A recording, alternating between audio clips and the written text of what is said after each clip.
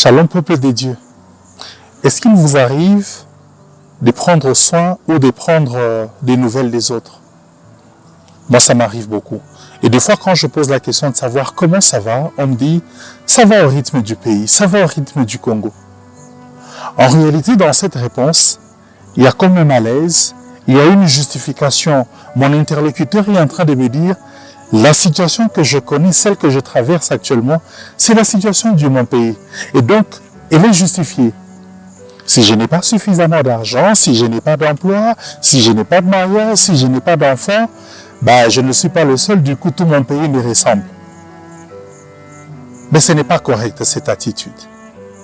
La bonne attitude, elle est contenue dans le livre d'Exode, chapitre 8, verset 19. L'Éternel est en train de dire ceci. « J'établirai une distinction entre ton peuple et mon peuple. » Autrement dit, le même jour, à la même date, à la même heure, nous pouvons vivre deux situations diamétralement opposées alors que nous sommes dans la même ville.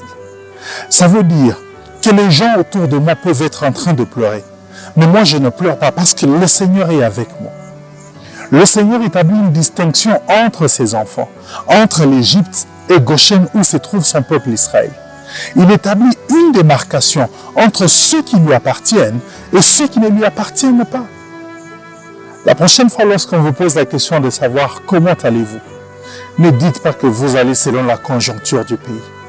Dites-vous que je vais bien par la grâce de Dieu et il vous comblera de toutes sortes de bénédictions. Il vous ouvrira son bon trésor parce qu'il a dit lui-même dans sa parole qu'il établit une différence, il établit une démarcation entre ceux qui sont en Égypte et ceux qui vivent avec lui.